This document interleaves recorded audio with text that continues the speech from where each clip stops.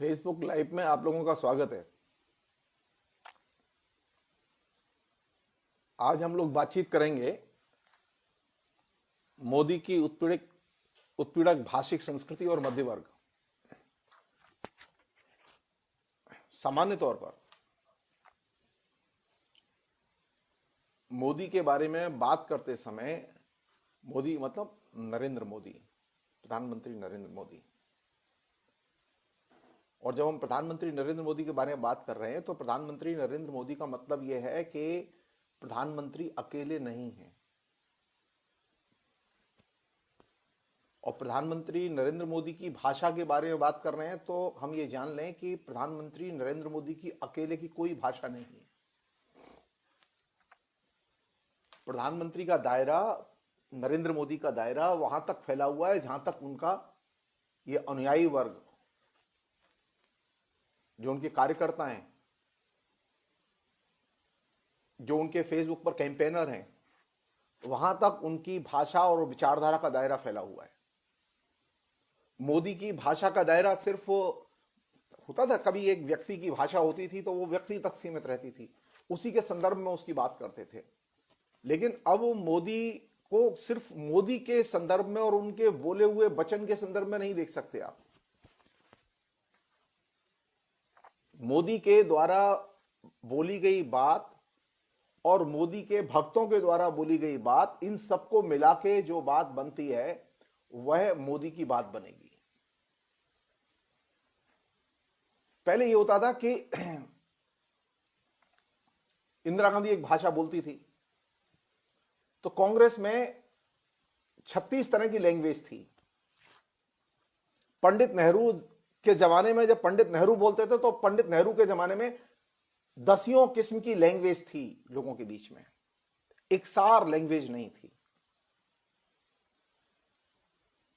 अगर मुझसे पूछे कोई कि नरेंद्र मोदी में और पुराने प्रधानमंत्रियों के बीच में क्या बुनियादी फर्क है, तो मैं बहुत ही विनम्रता से यह बात कहना चाहता हूं और आप लोगों से भी यह अनुरोध है कि आप इस बात पर सोचें। नरेंद्र मोदी के जमाने में नरेंद्र मोदी की जो भाषा है वही भाषा उनके साइबर सेल की भाषा है, वाइस वर्सा भी है। साइबर सेल की जो भाषा है वही नरेंद्र मोदी की भी भाषा है। नरेंद्र मोदी जिस भाषा में सोचते हैं, जिस भाषा में देखते हैं, उसी भाषा में फेसबुक में नरेंद्र मोदी के अनुयायी लिखते हैं। करोड़ों लोग हैं, करोड़ों लोग हैं जो मोदी के अनुयायी हैं। अब आप सोचिए, इन करोड़ों लोगों में हालत यह है कि करोड़ों किस्म के लोग हैं ये, तो इसमें विविध किस्म की भाषा होनी चाहिए थी।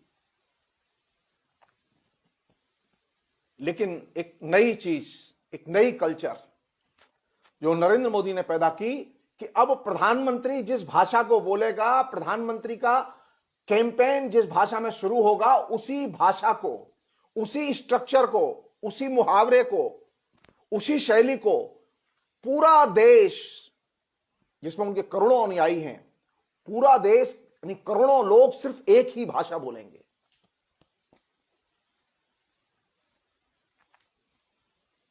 अगर एक बार नरेंद्र मोदी का जो, बीजेपी का जो साइबर सेल है, अगर साइबर सेल ने एक बार कह दिया कि किसान आंदोलन में जो लोग शामिल हैं उनमें वे लोग भी हैं जो कि खालिस्तानी हैं,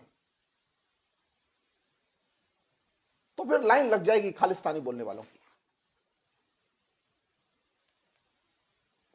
अगर नरेंद्र मोदी और उनके साइबर सेल ने या उनके साइबर सेल के किसी राइटर ने कोई शब्द प्रयोग में इस्तेमाल में लाए, कोई पर्सपेक्टिव इस्तेमाल में लाए, तो फिर पूरा देश उसी एक भाषा को, उसी एक पर्सपेक्टिव को इस्तेमाल करने लगता है।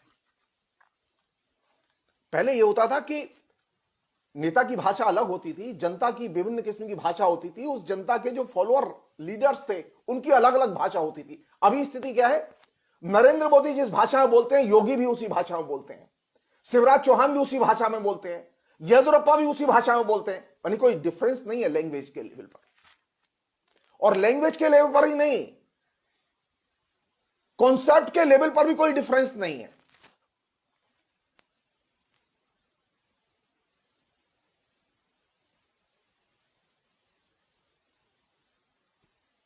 राजनाथ सिंह लाख कहे कि किसान हमारे अन्नदाता हैं, किसानों के का हम सम्मान करते हैं, लेकिन साइबर सेल ने जो भाषा बोली है वो कौन सी भाषा है? वो है नरेंद्र मोदी की भाषा, राजनाथ सिंह की भाषा नहीं है। तो एक नई जो समस्या है जिसकी तरफ मैं आप सब लोगों का ध्यान खींचना चाहता हूं, वो ये कि नरेंद्र मोदी के मैदान में आने के बाद और प्रधानमंत्री बनने के बाद, उनका यह सिलसिला प्रधानमंत्री बनने की प्रक्रिया के पहले से शुरू हुआ और उन्होंने एक ऐसी स्थिति पैदा की कि वे जो भाषा बोलें वही उनके अनुयायी भाषा बोलें, वे जो मैसेज कम्युनिकेट करें वही उनके अनुयायी मैसेज कम्युनिकेट करें, यहां तक कि लैंग्वेज का स्ट्रक्चर भी एक जैसा हो। और अब उसकी पराकाष्ठा देखिए, नरेंद्र मोदी और उनके अनुयायी जो भाषा बोलते हैं वही भाषा अब कई जज भी बोलने लगे।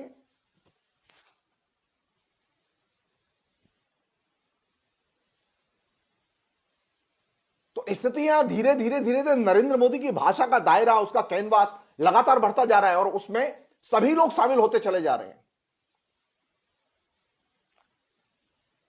कुछ लोग कहते थे कि नरेंद्र मोदी की जो भाषा है ना, वो जब वो 2014 में जीत के आए थे वो बहुत अच्छी लगती है, कुछ लोगों को अच्छी नहीं लगती थी। तो जो ही नोटबंदी आई तो नरेंद्र मोदी की नोटबंदी के दौरान जो भाषा पैदा हुई वो भाषा कुछ लोगों को, जो लोग छूट गए थे, उनको अच्छी लगने लगी। सब लोग जानते हैं कि नरेंद्र मोदी का राष्ट्रीय स्वयंसेवक संघ से गहरा संबंध रहा है, वे उसके सदस्य रहे हैं और उन्होंने बरसों उसके लिए काम किया है।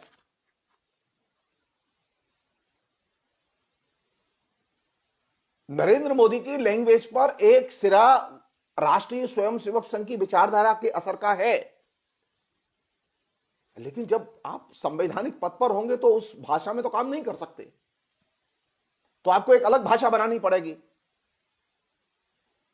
तो नरेंद्र मोदी ने एक बहुत ही शानदार चीज विकसित की और वो शानदार चीज क्या थी? वो उनकी नहीं है। वो शानदार चीज ये विकसित की जब वो सत्ता पर काबिज हो गए तो उन्होंने बुर्जुआजी की भाषा को एडॉप्ट कर लिया और बुर्जुआजी की भाषा की धुरी थी एंटी लेफ्ट। हिंदुत्व की विचारधारा और हिंदुत्व की भाषा बोल के नरेंद्र मोदी शासन नहीं कर सकते थे। तो नरेंद्र मोदी ने अपने जो भाषिक संसार को विकसित करने के लिए बुर्जुआजी की भाषा को एडॉप्ट किया और उसकी धुरी थी एंटी लेफ्ट, एंटी कम्युनिस्ट। और इसके लिए सबसे पहला टारगेट चुना गया जवाहरलाल नेहरू विश्वविद्यालय को। टुकड़े टुकड़े गैंग के नाम पर वो भाषा बड़े स्केल पर कम्युनिकेट की गई। ये जो एंटी लेफ्ट बुर्जुआजी की भाषा का एक तरह से मूलाधार है और इस अर्थ में नरेंद्र मोदी बहुत शानदार ढंग से बुर्जुआजी की सेवा करते रहे हैं। बुर्जुआ भाषा बोलेंगे, एंटी लेफ्ट बोलेंगे, कारपोरेट हितों की सेवा करेंगे, बहुराष्ट्रीय निगमों के हितों का संरक्षण करेंगे। यह भाषा किसकी थी? भाषा किससे पहचानी जाती है? भाषा शब्दों से नहीं पहचानी जाती। भाषा एक संदर्भ में होती है। भाषा जिस संदर्भ में इस्तेमाल की जा रही है उससे भाषा का अर्थ तय होता है। हम में से अधिकतर लोग हैं जो कि भाषा को सिर्फ भाषा के रूप में देखते हैं। नरेंद्र मोदी जी ने तो कुछ कहा नहीं कहा है। क्या कहा है? अब आपको संदर्भ देखना पड़ेगा कि नरेंद्र मोदी के बाद सत्ता में आने के बाद 2014 में सत्ता ग्रहण करने के बाद में संदर्भ कौन सा बनता है। नरेंद्र मोदी जिस समय सत्ता संभालते हैं तो देश में एक लिबरल उदार माहौल था।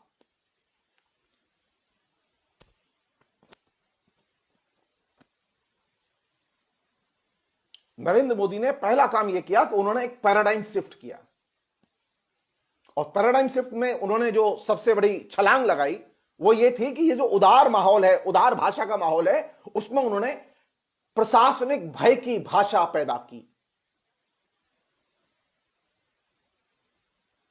और इस प्रशासनिक भय की भाषा के जरिए उन्होंने हर व्यक्ति के अंदर प्रशासन के भय को निर्मित किया।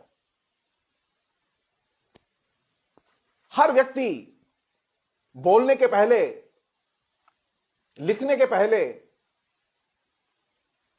आतंकित रहता है कि नरेंद्र मोदी कुछ कर देंगे।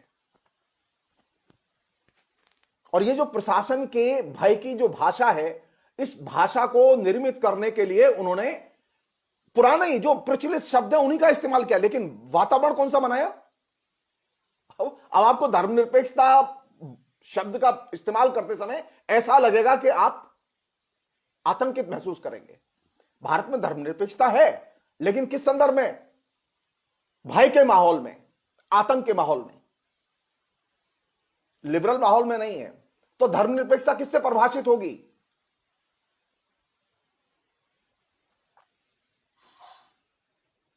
भाषा का अर्थ उसके व्यवहार के अर्थ से जुड़ा होता है। तो जो लोग नरेंद्र मोदी के लिखे हुए को ध्यान देते हैं, उनके बोले हुए को ध्यान देते हैं, उन्हें कायदे से उसके बाहर जाना होगा। हमें देखना होगा कि नरेंद्र मोदी ने ये जो प्रशासन के भय और प्रशासन के आतंक का जो माहौल पैदा किया, उसने राजनीतिक डिस्कोर्स की, राजनीतिक विमर्श की, लोकतांत्रिक कम्युनिकेशन की भाषा को कितना और किस हद तक प्रभावित किया। नरेंद्र मोदी ने किसी को धमकी नहीं दी, किसी को नहीं कहा, लेकिन एक बोले तो ईडी के छापे पड़ेंगे, इनकम टैक्स के छापे पड़ेंगे, सीबीआई के छापे पड़ेंगे। ये जो प्रशासन के भय की भाषा एक निर्मित की और उसे टूल्स के तौर पर इस्तेमाल किया। तो नरेंद्र मोदी के टूल्स, भाषिक टूल्स कौन से हैं? जो लोग भाषा का अध्ययन उसकी स्क्रिप्ट में करते हैं, टेक्स्ट में करते हैं, नरेंद्र मोदी की भाषा टेक्स्ट में नहीं मिलेगी। वर्चुअल रियलिटी के एक बहुत बड़े सिद्धांतकार हैं पॉल विरिलियो। पॉल विरिलियो ने इस बात को रेखांकित किया कि ये जो इस तरह के जो नेता हैं, नरेंद्र मोदी टाइप जो नेता हैं, वो किस तरह की भाषा निर्मित करते हैं? वो एडमिनिस्ट्रेटिव फियर की भाषा निर्मित करते हैं। वे कैसा शासन निर्मित करते हैं? Administration of fear.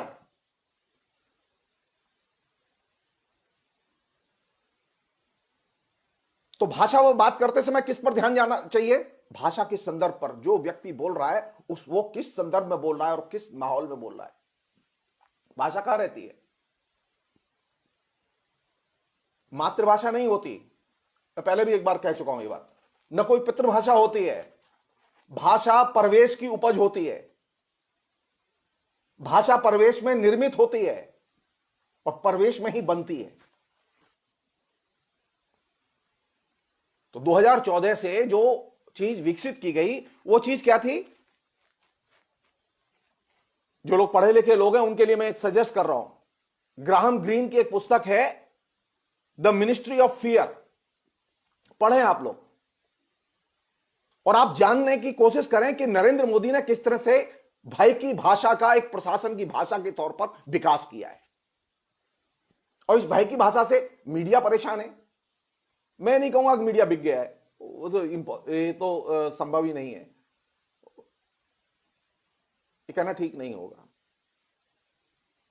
भय का एक तरह से वातावरण निर्मित किया गया है, तो हर एक आदमी अपनी जान बचाने में लगा हो। मैं भी जब लिखता, बोलता हूं, पढ़ता हूं नरेंद्र मोदी के बारे में, तो मुझे भी बार बार मेरे दोस्त लोग यही कहते हैं कि सावधान रहिए। भय की भाषा, भय का प्रशासन, भय की भाषा और भय के प्रशासन का लोकतंत्र से कोई संबंध नहीं। अब हमारे यहां लोकतंत्र है, हमारे कॉन्स्टिट्यूशन है, कॉन्स्टिट्यूशनल फैसिलिटीज है, कॉन्स्टिट्यूशनल स्ट्रक्चर है, संविधान है, संसद है, न्यायपालिका है, लेकिन एक चीज जिस पर बात नहीं हो रही वह एक भय का प्रशासन और भय का वातावरण। आप भय का प्रशासन और भय का वातावरण हटा दीजिए। नरेंद्र मोदी संवैधानिक तौर पर, लोकतांत्रिक तौर पर काम करें, फिर हम देखते हैं कि सुप्रीम कोर्ट के जजमेंट कैसे आते हैं। फिर हम देखते हैं कि जो 300 जो सांसद हैं भारतीय जनता पार्टी के, वो कैसे व्यवहार करते हैं। आप तय मान लीजिए, नरेंद्र मोदी ने भय की भाषा के जरिए और भय के प्रशासन के जरिए सिर्फ देश को ही नहीं, अपनी पार्टी के सांसद और नेताओं को भी आतंकित किया हुआ है। बोल नहीं सकते। 6 जून से किसान आंदोलन चल रहा है, जो कि अब दिल्ली तक आ गया, और दिल्ली में भी वो 40-41 दिन उन्हें हो गए दिल्ली के आसपास बैठे हुए। भारतीय जनता पार्टी के 300 से अधिक सांसद हैं। आप अखबार उठाइए, कोई भी अखबार उठाइए, आपको सिवाय कुछ मंत्रियों के अलावा किसी भी सांसद के बयान नहीं मिलेंगे। क्यों? सांसदों की कोई राय नहीं होती, सांसदों को कोई जानने का हक नहीं होता, सांसद बोलेंगे कैसे? भय की भाषा, भय की भाषा भय के परिवेश से जुड़ी हुई होती है।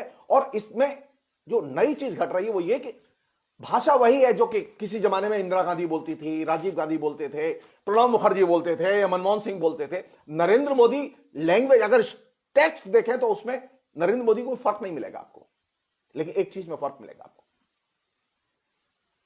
वो है परिवेश। तो नरेंद्र मोदी का जो सबसे बड़ा कंट्रीब्यूशन है वो ये कि उन्होंने भाषा का संदर्भ बदल दिया है।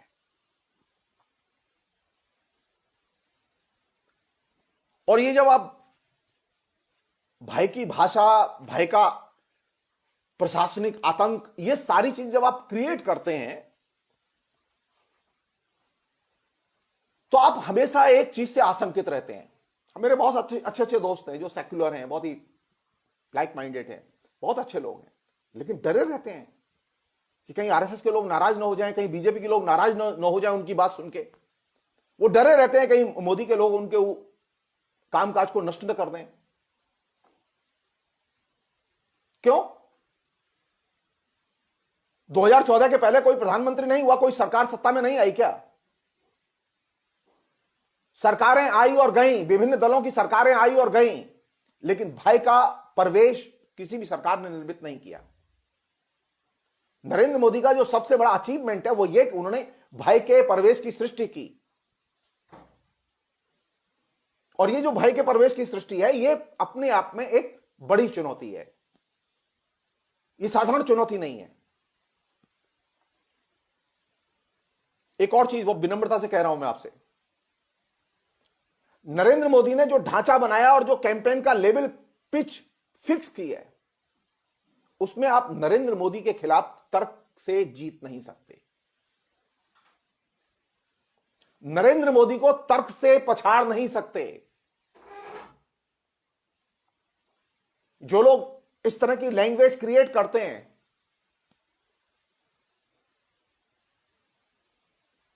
आप सोचिए हिटलर ने कैसा माहौल पैदा किया होगा। एग्जैक्टली हिटलर की भाषा के मॉडल को नरेंद्र मोदी ने एडॉप्ट किया।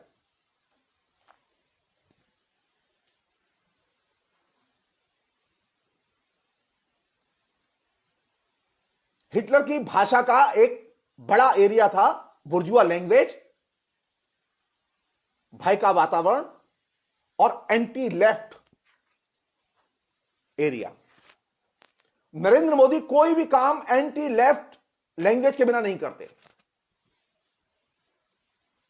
अरे आपको जेएनयू में सुधार करना है, आप जेएनयू में सुधार कीजिए, उसमें लेफ्ट राइट को गाली देने की जरूरत नहीं है।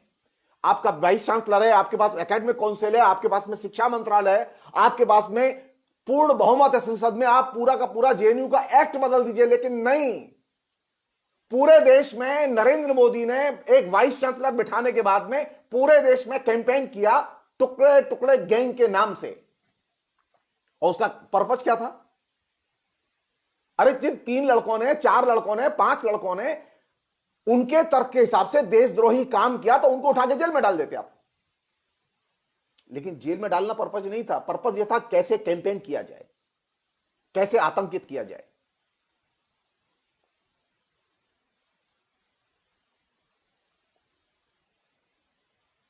तो पहली जो चुनौती है वो ये कि समझने के लिए कि नरेंद्र मोदी की भाषा पर विचार करते समय हमें यह चीज ध्यान रखनी चाहिए कि नरेंद्र मोदी का जो सबसे प्रभावशाली अस्त्र सेना नहीं है, पुलिस नहीं है,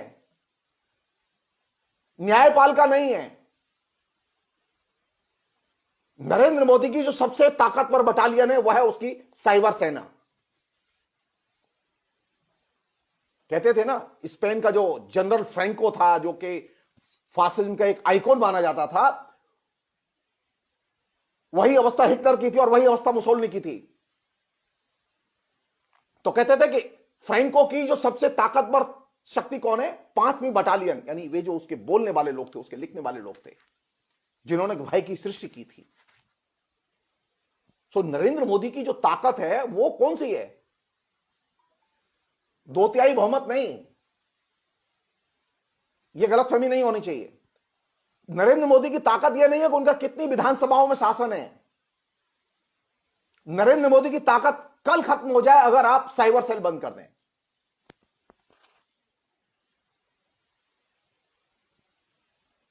साइबर सेल के, बीजेपी के साइबर सेल के कैंपेन का, उसकी पुनरावृत्ति जो फेसबुक, व्हाट्सएप, इंस्टाग्राम, ट्विटर और इलेक्ट्रॉनिक मीडिया, उसमें जो पुनरावृत्ति है वो पुनरावृत्ति देखने लायक है। मतलब आप देखिए, सामान्य सी चीज बता रहा हूं मैं आपको। अभी 6 जनवरी को ट्रंप के लोगों ने हमला किया सीनेट में, अंदर जाके हमला किया, लेकिन नरेंद्र मोदी की पूरी टीम ने पूरे देश को कन्विंस कर दिया। आपने कभी ऐसी अंतरराष्ट्रीय चेतना देखी है? पूरे देश को कन्विंस कर दिया, अपने फॉलोअर्स को कन्विंस कर दिया, और सारे फेसबुक पर उनके जो पोस्ट है उसको, उन सबको कन्विंस कर दिया कि वहां जो लोग कर रहे हैं और यहां जो किसान कर रहे हैं वो एक ही जैसा है। अब आप सोचिए, जबकि नरेंद्र मोदी का कभी किसी ने विरोध नहीं किया। जब वो इलेक्ट होकर आए तो लोगों ने सहर्ष उनको सत्ता सौंपी, सबने उन्हें बधाई दी, सबने उनसे उम्मीद की कि वह संविधान के अनुसार काम करेंगे।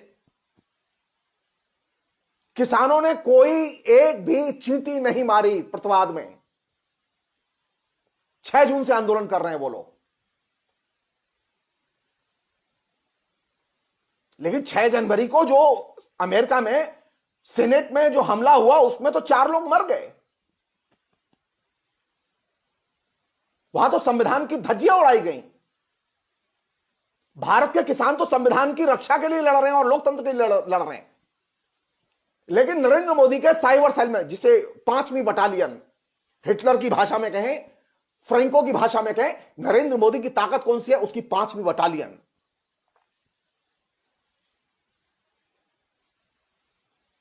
जो लोग आसानी से फेसबुक पर पोस्ट लिखते रहे हैं, उसमें यूनिवर्सिटी के टीचर भी हैं, उसमें कॉलेज के टीचर भी हैं, उसमें और तमाम लोग भी हैं, उन्हें मालूम नहीं विदेश नीति का मतलब क्या होता है, लेकिन वे कन्विंस हैं कि वहां जो लोग 5-6 तारीख को जो किया है उन्होंने, और यहां जो किसान कर रहे हैं वो एक है। इसे कहते हैं इकसार भाषा में सोचना। सब लोग जानते हैं कि नरेंद्र मोदी के ट्रंप के साथ में गहरे रिलेशन रहे हैं।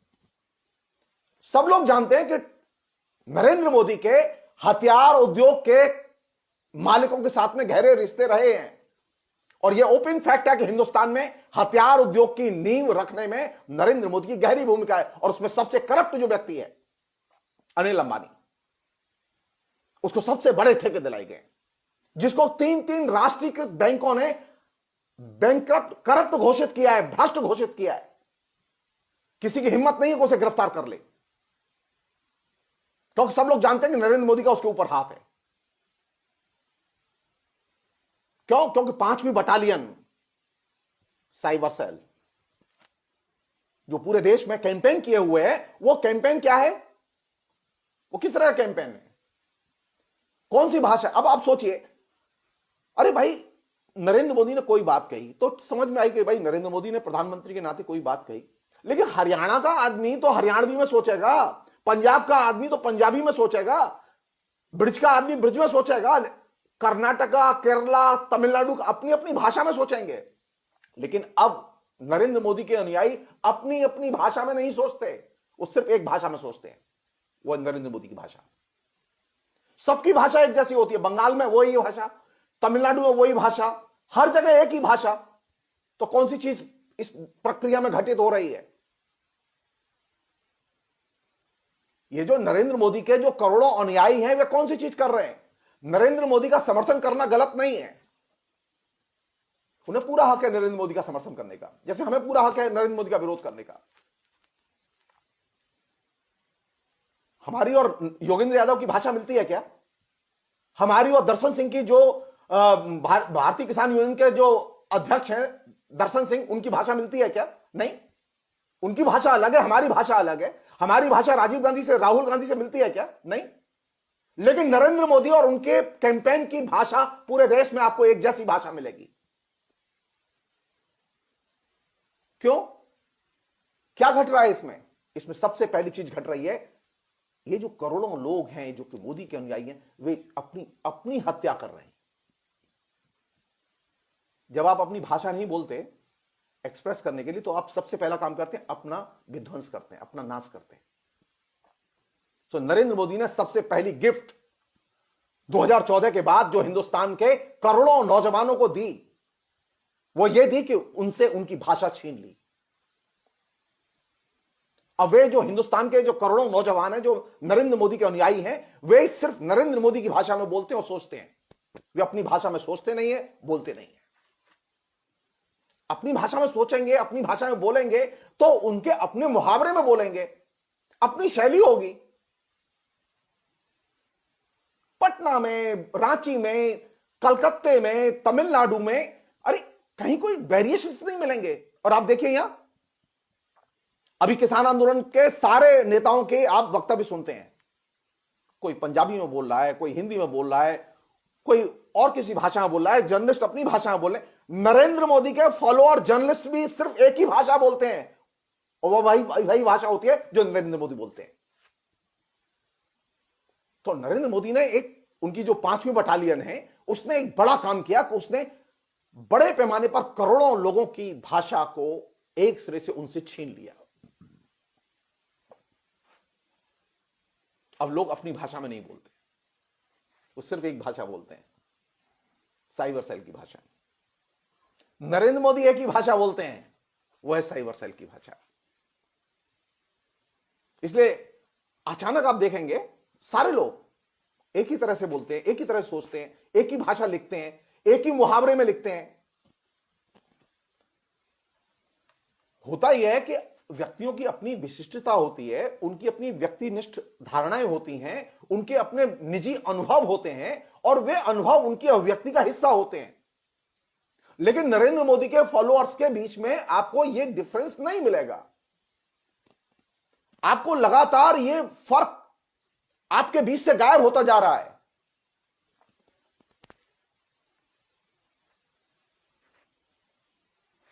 एक और चीज है, नरेंद्र मोदी की लैंग्वेज की ब्यूटी यह है कि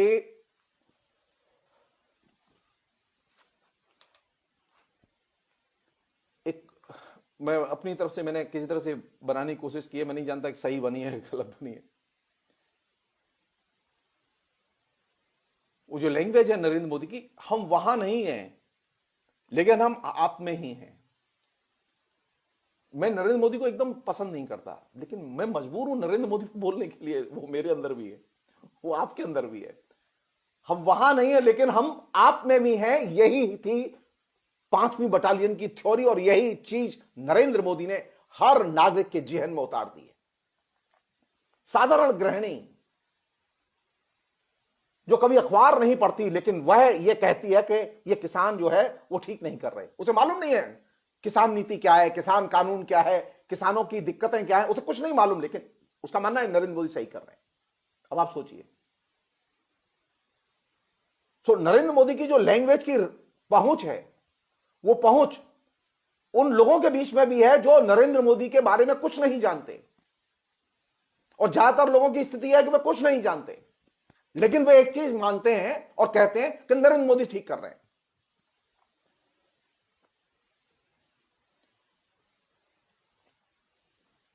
और इसमें सिर्फ एक ही चीज है, बार बार जो उनके जो कम्युनिकेशन है उसकी एक ही चीज है कि लोगों के ऊपर, उनके दिमाग के ऊपर कब्जा करो, और अगर कोई निकल गया है तो फिर दोबारा कोशिश करो, कब्जा करो। इस मसले पर निकल गया तो दूसरे मसले के जरिए कब्जा करो। इसलिए आपने देखा होगा कि अनेक लोगों को विभिन्न मसलों के टाइम पर अलग अलग तरह से शिफ्ट करते हमने नरेंद्र मोदी की तरफ जाते हुए देखा है। ये जो रंग बिरंगे लोग हैं, कौन कौन कौन वर्ग है जो सबसे बड़ा फॉलोअर है नरेंद्र मोदी का? मैं टेलीविजन नहीं देखता, मैं पहले भी कह चुका हूं, मैं फिर कह रहा हूं, मुझे मालूम नहीं टेलीविजन में क्या हो रहा है। लेकिन मैं एक चीज भरोसे के साथ कह सकता हूं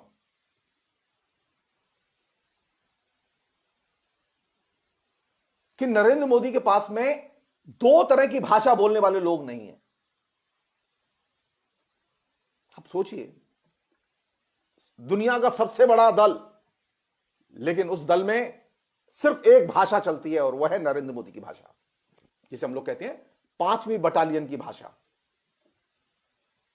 एक बटालियन है सेना, एक बटालियन है जज कोर्ट, एक बटालियन है संसद, और एक बटालियन है स्वयं नरेंद्र मोदी, और 5वीं बटालियन है साइबर सेल। और ये जो 5 बटालियन है, ये 5 बटालियन में 5वीं बटालियन है निर्णायक और प्रभावशाली। अगर किसी भी व्यक्ति के बारे में, मैंने आज सुबह ही पोस्ट लिखी, वो सुप्रीम कोर्ट का चीफ जस्टिस अगर तबलीगी जमात के रेफरेंस का इस्तेमाल करता है तो मेरे लिए चिंता की चीज है।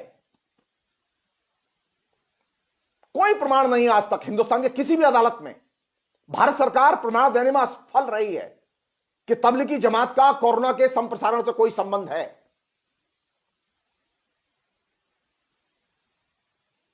लेकिन चीफ जस्टिस क्यों?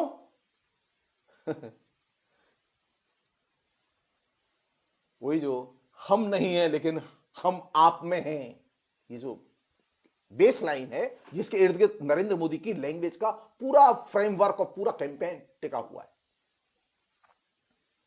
नरेंद्र मोदी हिंदुत्व की भाषा नहीं बोलते, नरेंद्र मोदी आरएसएस की भाषा एकदम नहीं बोलते। नरेंद्र मोदी प्योर बुर्जुआ लैंग्वेज बोलते हैं जिसकी धुरी है एंटी लेफ्ट, जिसकी धुरी है कारपोरेट और बहुराष्ट्रीय कंपनियां। हम लोग अपने जहन से निकाल दें इस बात को कि नरेंद्र मोदी आरएसएस के स्पोक्समैन हैं। नरेंद्र मोदी आरएसएस के स्पोक्समैन नहीं है। नरेंद्र मोदी की लैंग्वेज बुर्जुआ लैंग्वेज है। बुर्जुआ लैंग्वेज कैसी होती है, वो कैसे ऑपरेट करती है, कैसे उसके अंदर छद्म छल तमाम चीजें ऑपरेट करती हैं, मैं इसके डिटेल्स में कभी बाद में जाऊंगा। लेकिन मैं एक चीज बहुत बुनियादी तौर पर कहना चाहता हूं कि नरेंद्र मोदी के भाषिक संसार पर और भाषिक संस्कृति पर विचार करते समय पहली चीज जिसे दिमाग में रखना है वह है प्रशासनिक भय और आतंक का वातावरण। इससे वे सारे के सारे कम्युनिकेशन को प्रभावित और निर्धारित कर रहे हैं। एक अन्य चीज,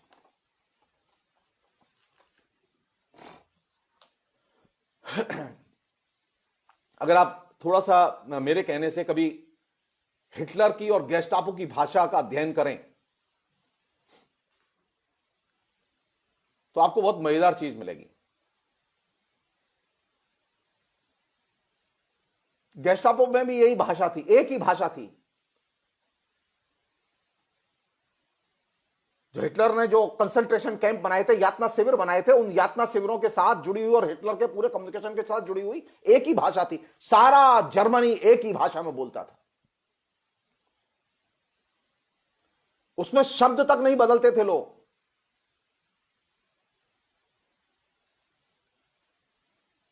और एक किस्म की भाषा एक नए किस्म की आदत या संस्कार निर्मित करती है। तो नरेंद्र मोदी ने पिछले 6 साल में दूसरा बड़ा काम यह किया है कि उन्होंने जो इकसार भाषा का जो प्रचार किया, एक ही किस्म की भाषा का प्रचार किया है। आप इसे मोदी भाषा कहें या ना कहें, आप इसे कोई भी भाषा कह सकते हैं, नाम कुछ भी दे सकते हैं आप इसे। लेकिन ये जो इकसार भाषा में सारे लोगों के कम्युनिकेशन का आना, समाज विज्ञानियों ने, भाषा विज्ञानियों ने सबसे पहले इस तरह की भाषा को गेस्टापो की भाषा के नाम से निर्मित किया। हम लोग कह सकते हैं अपने हिंदी में यंत्रणा की भाषा। और इस भाषा की खूबी क्या है? मान न मान मैं तेरा मेहमान। आप इस भाषा को मानने के लिए मजबूर हैं, और अगर आप नहीं मानेंगे तो आप अपने पद पर नहीं रहेंगे।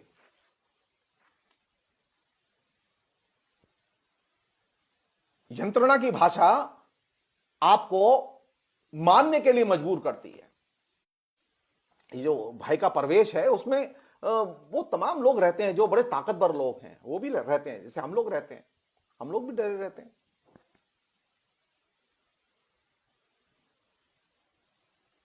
अब आप देखिए कि इस नरेंद्र मोदी के जो फॉलोअर्स हैं उसमें बहुत बड़ा हिस्सा मध्य वर्ग और निम्न मध्य वर्ग का है, जो कि इनका फॉलोअर है, जो उनकी इस इकसार भाषा का सबसे बड़ा उपभोक्ता है, सबसे बड़ा पुनरुत्पादक है, सबसे बड़ा प्रचारक है। और नरेंद्र मोदी ही क्यों, वो हिंदुस्तान के स्टेट का, राज सत्ता का भी सबसे बड़ा उत्पादक और प्रचारक है। तो नरेंद्र मोदी ने जो इकसार भाषा पैदा की, यंत्रणा की भाषा पैदा की, वह भाषा आज राष्ट्र की भाषा बन चुकी है। राष्ट्र की भाषा हिंदी नहीं है, यंत्रणा की भाषा राष्ट्र की भाषा है। और यह यंत्रणा की भाषा का राष्ट्र की भाषा के तौर पर संप्रसारण करने में मध्य वर्ग की और निम्न मध्य वर्ग के लोगों की केंद्रीय भूमिका है, क्योंकि यह राष्ट्र के पर्याय के तौर पर देखा जाता है। तो इस अर्थ में नरेंद्र मोदी का तो यह अचीवमेंट माना जाएगा कि उन्होंने मध्य वर्ग और निम्न मध्य वर्ग के लोगों को अपनी भाषा में और यंत्रणा की भाषा में सोचने के लिए मजबूर कर दिया। वे उसी में सोचें, उसी में बोलें, उसी में जिए और कांपते रहें। जब बोलें तो कांपें, दहशत महसूस करें। अब आप एक तरफ ये यंत्रणा की इकसार भाषा देखिए और दूसरी तरफ ये मध्य वर्ग को, और दूसरी तरफ किसानों को देखिए। किसानों की भाषा इकसार भाषा नहीं है। कोई पंजाबी में बोल रहा है, कोई तमिल में बोल रहा है, कोई तेलुगु में बोल रहा है, कोई हिंदी में बोल रहा है, कोई हरियाणवी में बोल रहा है, कोई ठेठ जाट शैली में बोल रहा है। अलग अलग शैलियां, अलग अलग रूप भाषा के दिखाई दे रहे हैं। तो ये जो मध्य वर्ग है, जो कि बड़ा हिस्सा इसका, जो कि नरेंद्र मोदी का फॉलोअर है, इस मध्य वर्ग के साथ में किसान वर्ग की भाषा का कोई मेल नहीं है। नरेंद्र मोदी की भाषा का भी किसान की भाषा के साथ में कोई मेल नहीं है। तो ये गैप दिखाई दे रहा है। किसानों को नरेंद्र मोदी की बात समझ में नहीं आ रही, नरेंद्र मोदी को किसानों की बात समझ में नहीं आ रही। बातचीत हो चुकी है, 8 राउंड हो चुके हैं और भी अभी और राउंड होंगे, लेकिन ये बात समझ में नहीं आई। कारण क्या है कि नरेंद्र मोदी का और नरेंद्र मोदी के अनुयायियों का, जो मध्य वर्ग के लोग हैं, उनका भाषिक संसार अलग है और किसानों का भाषिक संसार अलग है। मैं आपको अपने दिल की बात बता रहा हूं। मैंने बहुत ही अच्छे अच्छे लोगों को सुना है अपनी लाइफ में, लेकिन हाल फिलहाल के वर्षों में राकेश टिकैत ने जो भाषा बोली है, दर्शन सिंह ने जो भाषा बोली है, और ये तमाम जो पंजाब के जो किसान नेताओं ने जो भाषा बोली, उसने मेरा दिल जीत लिया है। मैं सच में मुग्ध हो गया हूं उनके ऊपर। इतनी प्यार से और रेजिस्टेंस की, प्रतिवाद की भाषा मैंने सोची नहीं थी कभी, मैंने सुनी भी नहीं थी कभी। तो ये तो एक गैप किसानों के बीच में और मध्य वर्ग के बीच में जो आपको दिखाई दे रहा है, वो इसका कारण यह है कि ये दोनों एक अलग अलग किस्म के भाषिक संसार को जीते हैं।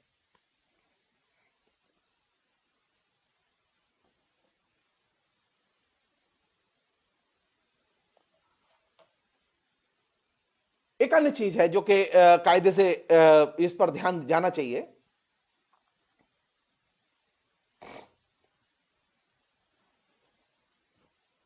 वो ये कि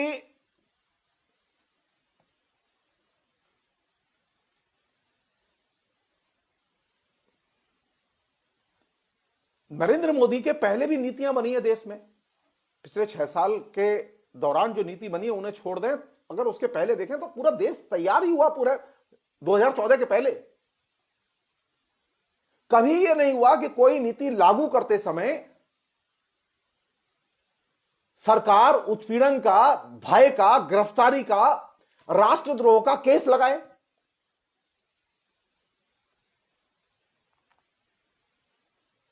हमारे नागरिकता कानून बना जो पिछले 50 साल से 60 साल से लागू रहा, लेकिन कभी भी उसको लेकर गिरफ्तारियां नहीं हुई राजद्रोह की के नाम पर। लेकिन 2014 के बाद जो नीतियां बननी शुरू हुई नरेंद्र मोदी के आने के बाद, तो प्रत्येक नीति के साथ में भय एक एसेंशियल और सजा एक एसेंशियल कंपोनेंट के तौर पर सामने आया।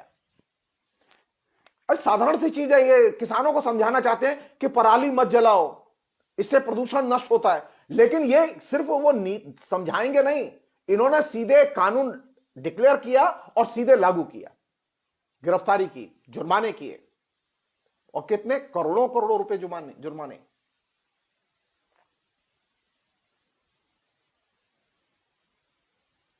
अनिल अंबानी पर एक पैसे का जुर्माना नहीं किया गया, 3 बैंकों ने उसे भ्रष्ट घोषित किया है, ना उसे गिरफ्तार किया गया। हजारों करोड़ रुपया लेकर भाग गया, वो देश में घूम रहा है वो छुट्टा सांड की तरह।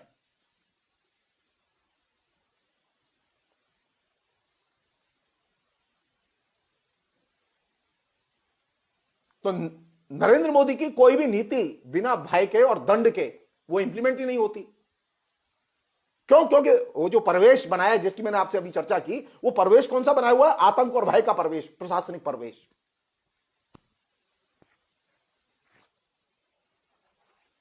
और कहा क्या जा रहा है? हर नीति के साथ सिर्फ एक ही बात कही जा रही है कि यह नागरिकों की सुरक्षा और विकास के लिए है। अब जितनी भी नीतियां बनाई गई हैं पिछले दिनों में, आप उठाइए उन्हें। अरे जब नागरिकों की सुरक्षा और विकास के लिए है तो आप इतना दंडित क्यों कर रहे हैं लोगों को?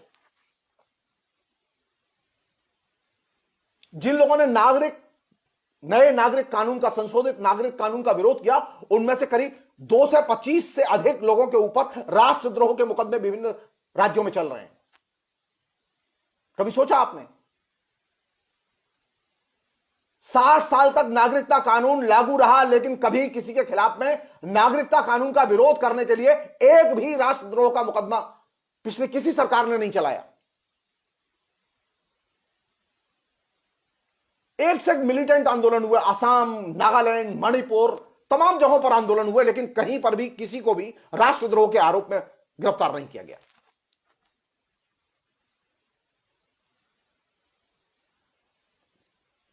साठ के दशक में बड़े पैमाने पर हिंदी विरोधी आंदोलन हुए, अंग्रेजी विरोधी आंदोलन हुए, लेकिन कभी किसी को दंडित नहीं किया गया कि उससे राष्ट्रद्रोह का मुकदमा चलाया जाए। लोगों ने पाकिस्तान जिंदाबाद, चीन जिंदाबाद के भी नारे लगाए, तब भी लोगों को राष्ट्रद्रोही नहीं कहा गया।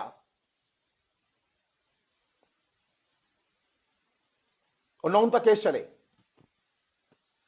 तो जो नई चीज, जो कानून आते हैं पिछले 6 साल में, जो जितने भी कानून आए, वो सारे कानून एक खास मुहावरे के तहत गूंथ कर पेश किए गए। और वो मुहावरा यह था कि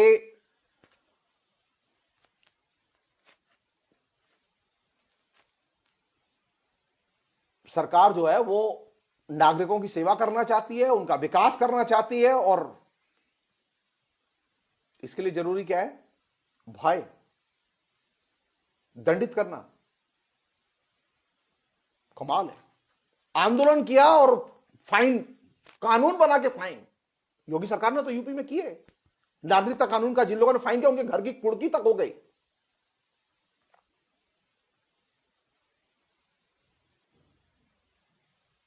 तो ये जो नीति और ये इसका जो फ्रेमवर्क है जो कि चल रहा है, इस फ्रेमवर्क में दंड और भय, और जो विरोध कर रहा है उसको क्रिमिनल घोषित करने की मानसिकता, यह सरकार के उस 5वीं बटालियन के बुद्धि की देन है।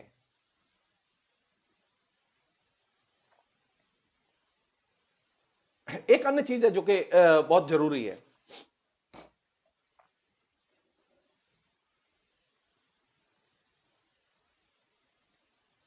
पिछले 6 वर्ष में सत्ता के शिखर से जितने बड़े पैमाने पर विभाजनकारी भाषा का इस्तेमाल किया गया, उतना इस्तेमाल कभी नहीं हुआ। अरे आपको अगर ये लगता है कि लोग जबरदस्ती धर्म परिवर्तन कर रहे हैं तो आपके पास में मौजूदा कानून है, आप उसे उठाइए, बंद कर दीजिए, एक्शन लीजिए उसके खिलाफ। लेकिन नहीं, वो पहले उनके मुख्यमंत्री घोषणाएं करेंगे कि लव जिहाद के खिलाफ में वो कानून बनाएंगे,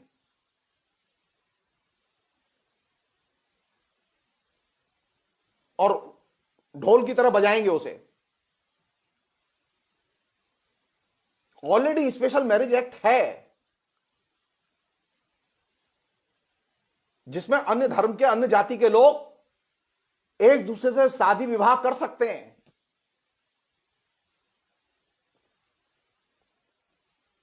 हर एक धर्म में अलग अलग शादी की व्यवस्थाएं हैं, कानूनन व्यवस्थाएं हैं।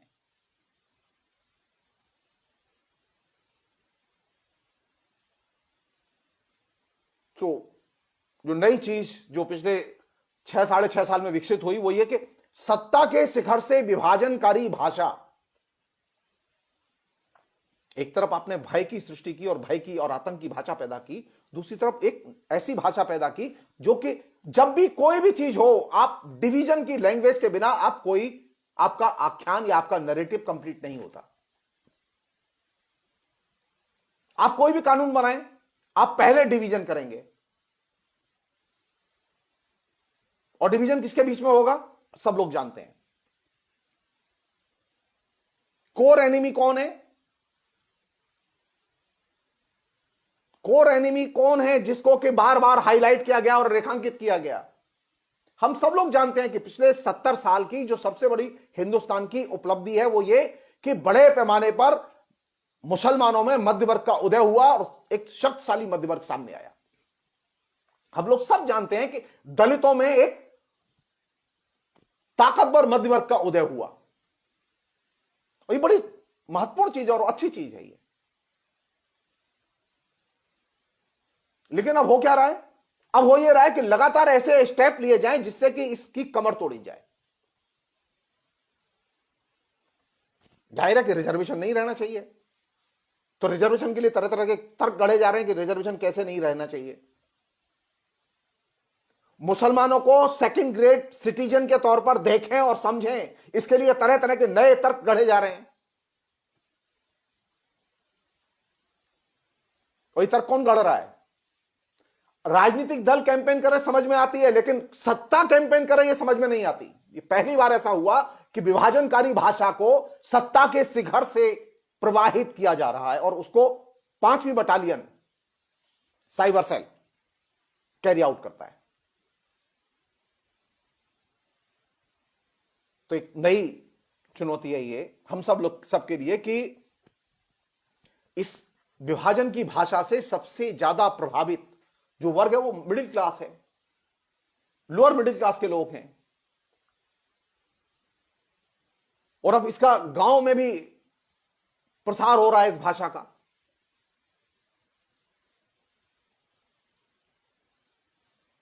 जिसे हम लोग हेट लैंग्वेज कहते हैं।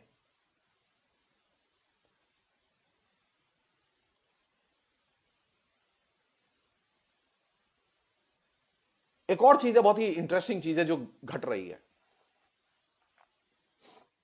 लगातार एक चीज कम्युनिकेट की जा रही है कि ये जो मोदी का जो लोग विरोध कर रहे हैं ना, ये वे लोग हैं जो मोदी के खिलाफ में अहर्निश विरोध करते रहे हो। मोदी के साथ में उन्होंने सबसे ज्यादा दुर्व्यवहार किया है।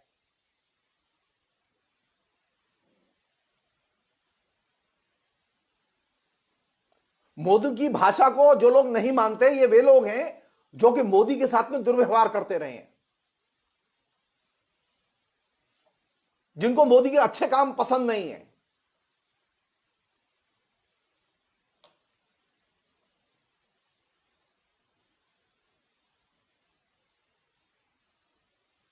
अब आप यहां से सोचिए कि मोदी का विरोध करना या मोदी के दृष्टिकोण से असहमत होना, उनके कैंपेन से असहमत होना, अगर यह हो कि आप मोदी के शत्रु हैं, हम असहमत हैं, हम शत्रु नहीं हैं, मोदी से हमारी कोई शत्रुता नहीं है, मोदी भी हिंदुस्तान के नागरिक हैं और हमारे भाई की तरह हैं। मोहन भागवत भी हमारे भाई की तरह वो हिंदुस्तान के नागरिक हैं। उसी तरह कोई भी मुस्लिम या ईसाई नेता भी हमारे भाई की तरह जो हिंदुस्तान का नागरिक है। और हम चूंकि ट्रू सेंस में वसुधैव कुटुंबकम में विश्वास करते हैं, इसलिए हम हर मनुष्य को भाई की तरह देखते हैं। हमारी असहमति उसके विचारों से, उसके दृष्टिकोण से है। हमारी मोदी से असहमति उनके विचारों से, उनके दृष्टिकोण से, उनके राजनीतिक कार्यक्रम से है। हमें पूरा हक है, इस संविधान के तहत हमें पूरा हक मिला हुआ है, और इस हक को हासिल करने के लिए हिंदुस्तान की जनता ने बड़ी कुर्बानियां दी हैं। यह खैरात में नहीं मिला।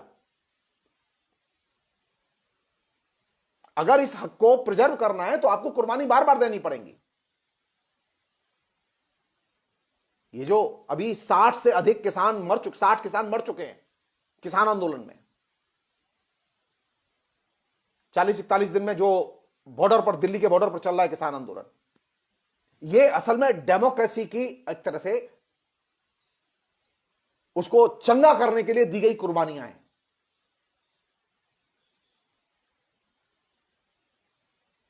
हम सबको पीड़ा है इसके लिए, लेकिन क्या यह पीड़ा नरेंद्र मोदी को है? नरेंद्र मोदी को कोई पीड़ा नहीं। नरेंद्र मोदी के अंदर कोई गुस्सा नहीं है। नरेंद्र मोदी के साइबर सेल के अंदर कोई गुस्सा नहीं है।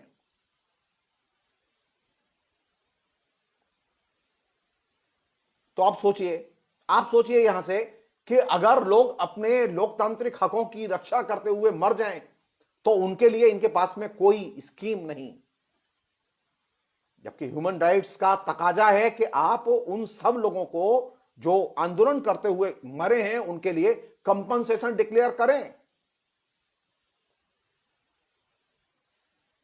नरेंद्र मोदी की नीतियों के जो विक्टिम हैं वो नोटबंदी में थे, 150 से अधिक लोग मर गए, लाइन में खड़े खड़े के मर गए, किसी के लिए कंपनसेशन डिक्लेयर नहीं किया। कोरोना में अनेक लोग पीड़ित हुए और मर गए, लेकिन नरेंद्र मोदी की सरकार ने किसी कंपनसेशन डिक्लेयर नहीं किया, क्योंकि नरेंद्र मोदी की सरकार का ह्यूमन राइट्स के पैमानों में कोई विश्वास नहीं है।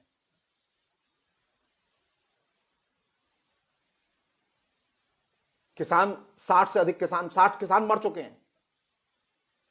सरकार को कंपनसेशन डिक्लेयर करना चाहिए, क्योंकि वे आंदोलन करते हुए मरे हैं, वो हवा खाते हुए नहीं मरे।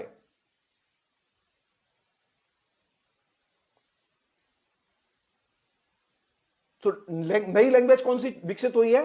एक ऐसी भाषा जिसमें के अंदर किसी भी किस्म की मानवीयता नहीं है, कोई अनुभूति नहीं है, कोई ह्यूमन फीलिंग्स नहीं है।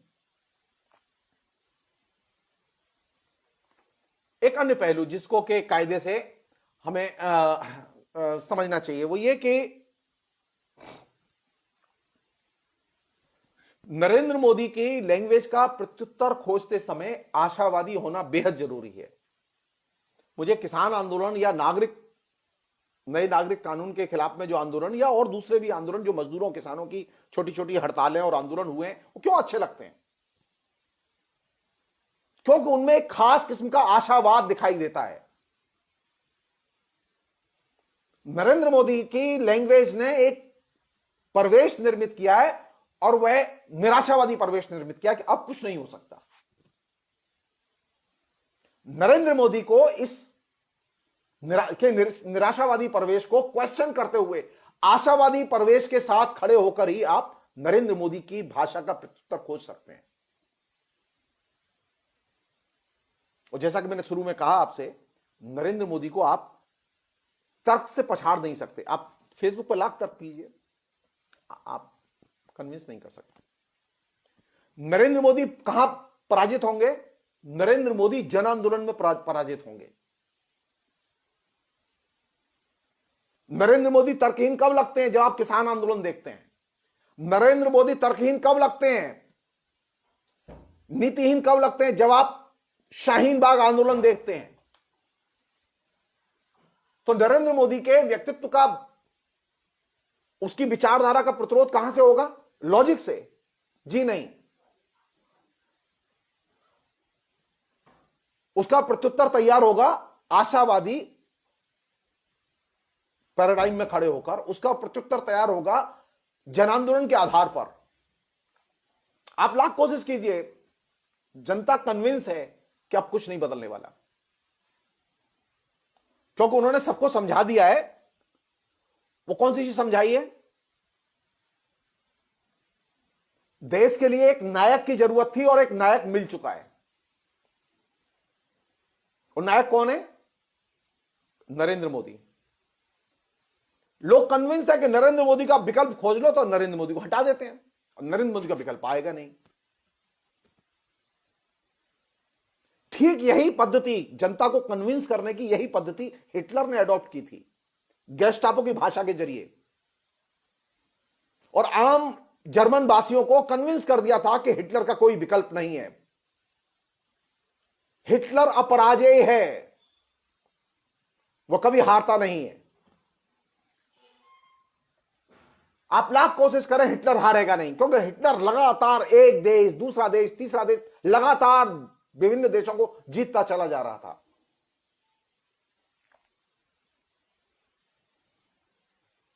लेकिन रिजल्ट क्या आया? हिटलर हारा कि नहीं हारा? हिटलर मरा कि नहीं मरा? जनता ने अपने अनुभव से सीखा और देखा कि हिटलर हारता है। क्यों? किस बिना पर? आशावादी दृष्टिकोण के आधार पर। जर्मन लोगों के जहन में निराशावादी दृष्टिकोण भर दिया गया था कि हिटलर अपराजेय है, महान है, और इसे अब कोई नहीं हरा सकता। ठीक यही चीज नरेंद्र मोदी के बारे में आम लोगों की चेतना में बिठा दी गई है, और खासतौर मध्य वर्ग के लोगों की चेतना में।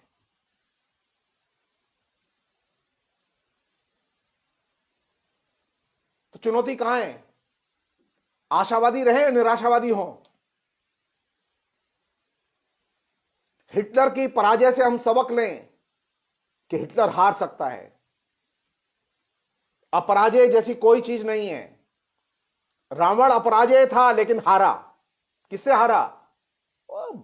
टुइया से, राम, लक्ष्मण, भरत, शत्रुघ्न, भाइयों, छोटे छोटे लोगों से, बंदरों के जरिए हारा। नायक था वो, 10 चेहरे थे उसके पास में, हर तरह का वरदान था उसके पास में, और मेघनाथ जैसा दिग्विजय करने वाला बेटा था उसका। अल्टीमेटली हारा। मैं जो चीज आपसे शेयर करना चाहता हूं वो ये कि ये जो मिथ मोदी की भाषा ने निर्मित किया है कि मोदी महान है और अपराजेय है, ये मिथ गलत है और फॉल्स है, एकदम असत्य है। मोदी अपराजेय नहीं है, मोदी नायक नहीं है, मोदी निर्मित नायक है। और उन लोगों के लिए नायक है जो मीडिया में जीते हैं, टीवी ऑन किया, टीवी ऑफ किया, मोदी महान है। आप टीवी से प्रचार बंद करा दीजिए, खाली टीवी से प्रचार बंद करा दीजिए। ये जो गृहिणियां जो अभी मोदी भक्त हो गई हैं, ये जो तमाम किस्म के मध्य वर्ग के लोग जो मोदी भक्त हो गए, तबाही के बावजूद, यानी मोदी के बारे में किसी भी किस्म के इकोनॉमिक क्राइसिस से जुड़े हुए सवालों पर वे लोग बात नहीं करना चाहते, तो कन्विंस हैं क्योंकि मोदी महान है, मोदी जो कर रहा है वो ठीक कर रहा है। अगर पलट के पूछेंगे क्या कर रहा है तो बता नहीं पाते क्या कर रहा है। तो असल चुनौती कहां है? असल चुनौती है कि हम एक आशावादी दृष्टिकोण रखें कि मोदी पराजित हो सकता है। किसान आंदोलन ने ये होप, ये आशा का संचार किया है। मैं किसान आंदोलन की मांगों के बारे में नहीं बोल रहा हूं कुछ भी। 6 जून से पंजाब के किसानों ने जो आंदोलन शुरू किया, आज वो राष्ट्रीय आंदोलन बन चुका है।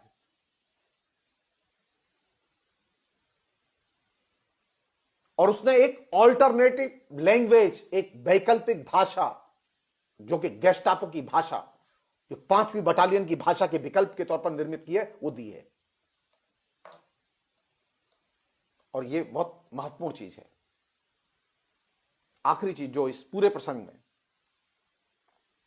वो ये कि मोदी की जो लैंग्वेज है, उस लैंग्वेज में उन्माद के बिना कम्युनिकेशन नहीं होता। पूरी विज्ञापन की ये जो तमाम किस्म के जो इनके जनसंपर्क एजेंसियां हैं उनकी जो रणनीति है, उनकी जो साइबर सेल है उसकी रणनीति है, उसमें यह है कि कोई भी कम्युनिकेशन उन्माद के बिना नहीं होता मोदी का।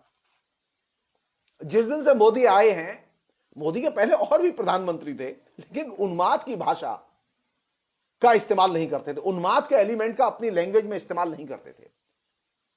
मिसेस गांधी ने 71 में पाकिस्तान को पराजित किया, पाकिस्तान का विभाजन किया और बांग्लादेश का निर्माण किया, लेकिन उस समय भी उन्माद की भाषा नहीं थी, ना अखबारों में थी ना रेडियो में थी। नरेंद्र मोदी ने तो कोई एक छोटी सी चौकी तक पाकिस्तान से हथिया ही नहीं 6 साल में, लेकिन सारे लोगों के जेहन में यह भूस भर दिया है कि वो पाकिस्तान के खिलाफ में सिकंदर है। एक्चुअल में क्या हुआ है? एक्चुअल में हालत यह है कि पिछले 6 साल में कश्मीर में स्थिति बद से बदतर हुई है।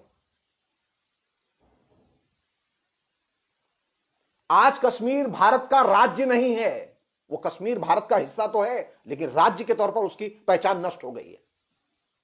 अब आप सोचिए, आपने 60-65 साल में मेहनत करके उसे एक राज्य के तौर पर खड़ा किया। नरेंद्र मोदी के 6 साल के शासन में उस राज्य का और ज्यादा विकास होना चाहिए था, वहां समृद्धि आनी चाहिए थी, लेकिन जम्मू कश्मीर का तो राज्य का स्टेटस ही खत्म हो गया। अरे कोई पलट के पूछे तो सही कि इससे किसे लाभ हुआ? कश्मीर ताकतवर बनता, कश्मीर की जनता आर्थिक तौर पर ताकतवर बनती, वे कदम उठाए जाने चाहिए था कि वे कदम उठाए गए जिससे कि कश्मीर की जनता कमजोर हुई, आर्थिक तौर पर विपन्न हुई। आपका 370 से मतभेद हो सकता है, लेकिन कभी आपने सोचा कि इसका असर क्या होगा जनता पर?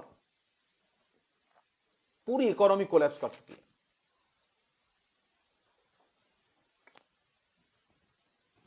साधारण तौर पर जो चीज समझ में नहीं आती लोगों के कि वह एक राज्य था, आज वो राज्य नहीं है। आपकी कश्मीर को लेकर कोई भी पॉलिसी रहे, लेकिन वो राज्य तो रहना चाहिए। आज वो राज्य नहीं है, और ये भारत के राज्यों के गणना में एक नंबर की कमी है। तो 6 साल में जो सबसे बड़ी उपलब्धि थी वो क्या थी कि भारत के नक्शे से एक राज्य गायब हो गया। क्यों गायब हो गया? कोई तो कारण होगा। कोई कारण नहीं है। वहां कभी किसी ने कोई मांग नहीं की कि यहां राज्य का दर्जा खत्म कर दिया जाए। यहां तक कि बीजेपी ने भी मांग नहीं की कि जम्मू कश्मीर का राज्य का दर्जा खत्म कर दिया जाए।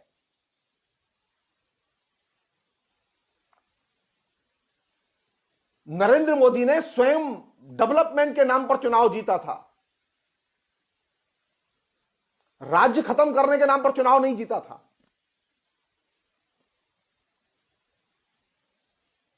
तो आप 370 को एबॉलिश करें तब भी उन्माद, आप नया नागरिकता कानून लाएं तब भी उन्माद।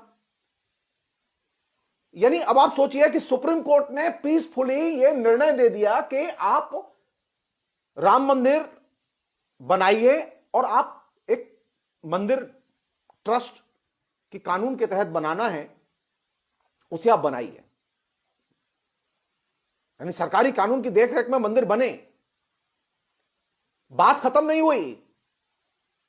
अब उसके लिए घर घर वसूली, चंदा अभियान।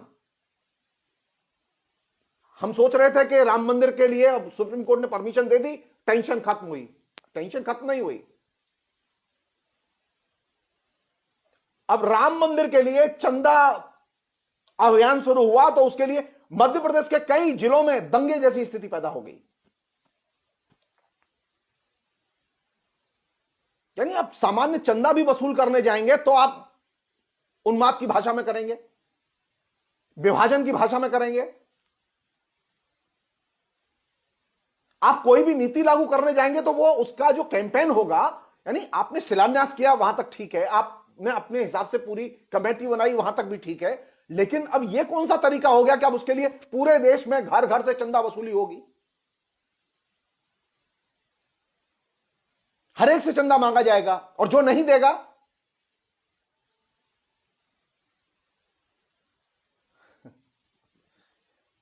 मंदिर तो वो अभी हैदराबाद में भी बना है रामानुजाचार्य का, हैदराबाद के पास तेलंगाना राज्य के मुख्यमंत्री ने प्रयत्न करके बनवाया, 1200 करोड़ रुपया खर्च किया है उन्होंने।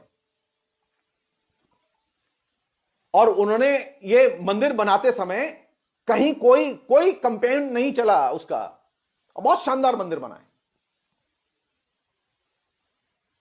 अभूतपूर्व मंदिर बना है। तो राम मंदिर में ऐसी क्या बात है कि उसके लिए आपको इतनी उन्मादित भाषा का और उन्माद का और उसके लिए पूरे के पूरे राष्ट्रीय तंत्र का इस्तेमाल करने की जरूरत पड़े। तो नरेंद्र मोदी की लैंग्वेज में एक बहुत ही खतरनाक एलिमेंट है, वो ये कि वहां कोई भी एक्शन, वो 5वीं बटालियन की जो लैंग्वेज थी वो उन्माद की लैंग्वेज थी। उन्माद के बिना नरेंद्र मोदी का कोई भी कैंपेन, नरेंद्र मोदी अगर प्रधानमंत्री राहत कोष से 2000 रुपया किसानों के पास भेजेंगे भी तो वह भी उन्माद की भाषा में भेजेंगे। मैं आप लोगों को बोर नहीं करना चाहता कि ये उदाहरण दे दे के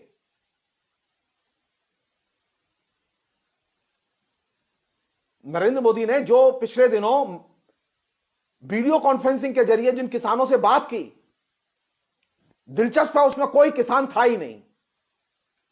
पहले भी इस तरह की जो बातचीत हुई उनमें पाया गया कि वहां कोई किसान था ही नहीं। काहे को इतना झूठ बोलते हो? तुमने पैसे दे दिए, तुमने लोगों की मदद कर दी, ठीक है, किस्सा खत्म हुआ। लेकिन नहीं, आप पैसा नहीं देते, आप लोगों की मदद नहीं करते, आप लोगों के अंदर उन्माद का बीज वपन करते हैं कि आपकी जो मदद ले वो अब उन्माद को भी हजम करे और फिर उन्माद में रहे। तो अब एक नई जो समस्या आई है वो ये कि ये जो इक्सार भाषा जिसको कि नरेंद्र मोदी ने विकसित किया, जिसको कि पूरा का पूरा देश उनके अनुयायी एक ही भाषा बोलते हैं, वो चाहे तमिलनाडु के हों, चाहे वो बंगाल के हों, चाहे वो भारत के हों, दूसरे क्षेत्र के हों, वे उन्माद की भाषा में बात करते हैं और इस उन्माद की भाषा के जरिए वे भाषाई वैविध्य को नष्ट कर रहे हैं। मैं एक शिक्षक होने के नाते मेरी गहरी चिंता है कि ये जो भाषाई वैविध्य है हिंदुस्तान का, नरेंद्र मोदी अगले 50 साल तक प्रधानमंत्री है, मुझे कोई परेशानी नहीं है, लेकिन मुझे परेशानी है कि अगर नरेंद्र मोदी के रहते हुए अगर भाषाई वैविध्य नष्ट होता है तो मुझे परेशानी है। ये जो इक्सार भाषा, ये जो उन्माद की भाषा, ये जो भाषा का पिछले 6 साल में जो पूरा तंत्र विकसित किया गया है, अब आपको पता ही नहीं चलेगा कि एक लफंगा जिस भाषा में बोल रहा है और एक प्रोफेसर जिस भाषा में बोल रहा है, दोनों नरेंद्र मोदी के अनुयायी हैं, उनकी एक भाषा कैसे हो सकती है? आपको यह अंतर ही नहीं पता चलेगा कि तमिलनाडु के किसान की जो नरेंद्र मोदी का अनुयायी है उसकी भाषा और जो शिवराज सिंह चौहान है उसकी भाषा एक कैसी हो सकती है। इक्सार भाषा के प्रयोग ने, जिसे मैं बार बार कह रहा हूं कि वो यंत्रणा की भाषा है, वो गैस्टापो की भाषा है, उस यंत्रणा की भाषा ने भाषाई वैविध्य को नष्ट किया है और नरेंद्र मोदी ने यह सबसे बड़ी क्षति की है पिछले 6 साल में। हमारी कोई दिलचस्पी अभी फिलहाल इस वक्तव्य में इसमें नहीं है कि किसान क्या कर रहे हैं, हम आराम से बात करेंगे कभी और। हमारी दिलचस्पी है कि नरेंद्र मोदी ने जो भाषिक संसार निर्मित किया है, उस भाषिक संसार में भाषाई वैविध्य को गंभीरता से क्षतिग्रस्त किया गया है। और जब आप भाषाओं को छीन लेते हैं, आदमी के पास भाषा नहीं होती तो आदमी गूंगा होता है, गुलाम होता है। ये जो अभी इतनी बड़ी गुलाम मानसिकता आपको दिखाई दे रही है, उसका कारण क्या है? उसका कारण एक भाषाई वैविध्य को लोग भूल चुके हैं। एक अन्य चीज जो इस पूरे प्रोसेस में क्रिएट हुई है वो ये कि ये जो भाषाई वैविध्य था, ये खाली भाषाई वैविध्य थोड़ी था, बल्कि इसमें कल्चर और व्यक्तियों का वैविध्य भी था। मैं हिंदी भाषी हूं, मैं ब्रिज का रहने वाला हूं, तो ब्रिज की संस्कृति और ब्रिज की भाषा, उसका एक संदर्भ अलग है। कोई बंगाली भाषी है, कोई तमिल भाषी है, कोई आंध्रा भाषी है, तो ये जो व्यक्ति और संस्कृतियों का जो वैविध्य है उसको भी आप इसके बहाने नष्ट कर रहे हैं। सिर्फ भाषाई वैविध्य नष्ट नहीं हो रहा है। तो आपने क्या किया? आपने जो इकसार भाषा जो साइबर सेल के जरिए पैदा की, आपने अपने कैंपेन के जरिए पैदा की, जिसे मैं बार बार कह रहा हूं कि ये गेस्टापो की भाषा, ये यंत्रणा की भाषा, ये बुर्जुआजी की भाषा है। ये वह भाषा है जिसको हिटलर ने कल्टीवेट किया था। ये वह भाषा जो कारपोरेट की भाषा है। ये जो इकसार भाषा है, इस इकसार भाषा ने कौन सी चीज रिप्लेस की? भाषाई वैविध्य, संस्कृतियों का वैविध्य, और इसने व्यक्तियों के वैविध्य को रिप्लेस किया। और इस पूरे प्रसंग में आप किस पर निर्भर हैं? अभी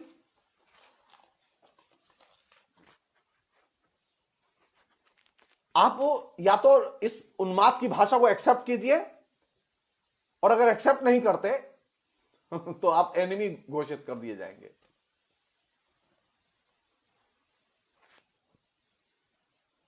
अब आप सोचिए कि हमारी एजुकेशन जिन लोगों ने हासिल की है, शिक्षा जिन लोगों ने हासिल की है, वो एजुकेटेड लोग हैं फेसबुक पर, जिनके पास डिग्री है। वो एजुकेटेड लोगों को कन्विंस कर दिया गया है कि वे अपने भाषाई वैविध्य और सांस्कृतिक वैविध्य को भूल जाएं।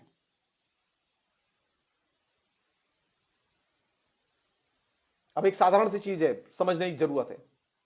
कोई व्यक्ति वकील है, कोई प्रोफेसर है, कोई लेक्चरर है, कोई यंग लड़का है, कोई बेरोजगार है, कोई हिंदी भाषी है, कोई बांग्ला भाषी, हर एक की अपनी संस्कृति अलग अलग है। लेकिन आपको यह संस्कृति का वैविध्य नजर नहीं आएगा वहां कहीं। इसलिए वहां एक खास तरह की इकसार भाषा, उन्माद की भाषा, सामाजिक विभाजन की भाषा वो बड़े पैमाने पर क्रिएट की जा रही है। और इसने अंत में कौन सी चीज नष्ट होगी? जब आप भाषाई वैविध्य, सांस्कृतिक वैविध्य आप इसे नष्ट करेंगे तो क्या भारतीयता बचेगी?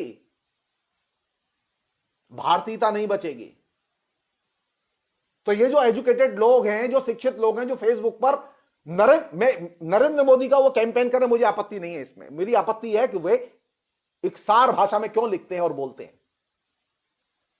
मैंने आज तक कभी किसी को, जो भोजपुरी का है, मगधी का है, जो और किसी भाषा का है, उसे मैंने कभी अपनी भाषा के मुहावरे में सोचते, अपनी कल्चर के बारे में सोचते देखा ही नहीं फेसबुक पर, सोशल मीडिया में। वो ना अपनी भाषा में बोलता है, ना अपनी भाषा में लिखता है। और आप देखिए किसानों को, वो अपनी भाषा में बोल रहे हैं, अपने मुहावरे में बोल रहे हैं। आप उनके दृष्टिकोण से सहमत हों या असहमत हों, लेकिन उनके पास अपनी भाषा है। लेकिन नरेंद्र मोदी और उनके अनुयायियों के पास में अपनी भाषा नहीं है। वे सिर्फ नरेंद्र मोदी की भाषा बोलते हैं। और ये जो गैप है, ये बहुत बड़ा गैप है, और इसने एक नई समस्या को हमारे सामने रखा है। और वो ये कि नरेंद्र मोदी की जो भाषा है, नरेंद्र मोदी की नीतियां छोड़ दीजिए, वो डेवलपमेंट जितना करे करके दिखाएं हम, लेकिन जो भाषा के जरिए वे जो तबाही मचाए हुए हैं, सांस्कृतिक तबाही मचाए हुए हैं, उससे भारतीयता नष्ट हो रही है। सबसे ज्यादा क्षतिग्रस्त हुई है भारतीयता।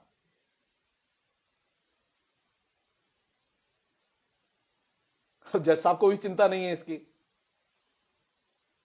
ये जो भाषाई इकसारपन है, जो भाषाई, ये जो इस तरह का जो बवाल है, जिससे कि हर व्यक्ति प्रभावित है, जज भी प्रभावित है। जज के पास में भी अपनी भाषा नहीं है।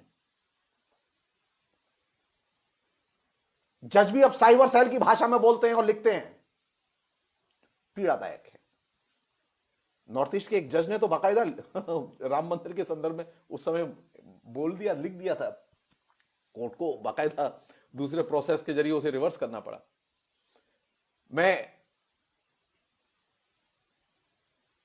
एक अन्य चीज कह के, वो ये कि नरेंद्र मोदी की एक लैंग्वेज में दो शब्द बहुत आते हैं।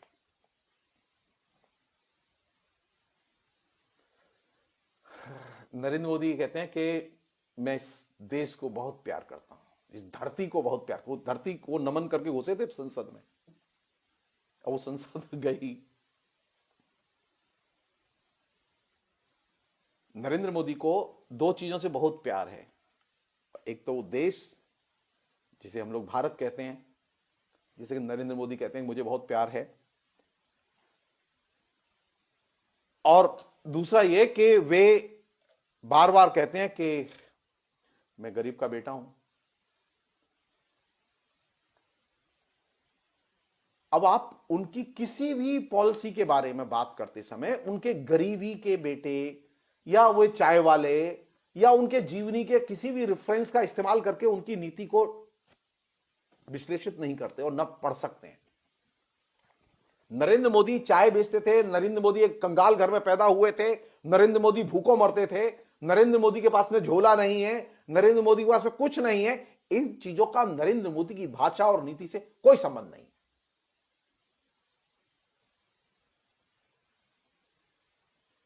नरेंद्र मोदी ने जो पूरा का पूरा स्ट्रक्चर डेवलप किया है वो ये कि ये जो उनके जो फ्रेज है, धरती का लाल, मैं इस मातृभूमि के लिए कोई भी चीज करने के लिए तैयार हूं, किसानों के लिए कुछ भी करने के लिए तैयार हूं। ये कुछ भी करने के लिए तैयार है लेकिन करता कुछ नहीं है।